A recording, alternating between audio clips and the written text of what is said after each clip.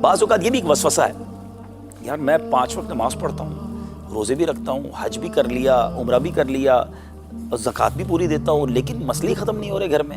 Tension ہی نہیں جا رہی ہے، بیماریاں دور نہیں ہو رہی ہیں، کاروبار ہی ٹھیک نہیں ہو رہا ہے، اور میرا ایک دوست ہے جاننے والا، وہ 1 وقت کی نماز نہیں پڑھتا، اس کا کاروبار بھی ٹھیک، اس کے پرابلمز بھی نہیں ہیں۔ تو بعض شیطان ہے نا وسوسے ڈالتا ہے۔ تو اب اللہ کے حبیب علیہ الصلوۃ والسلام سے سوال ہوا، حدیث کا مضمون ہے کہ حضور سب سے زیادہ کون ستایا گیا، سب سے زیادہ کس کو تکلیف پہنچی؟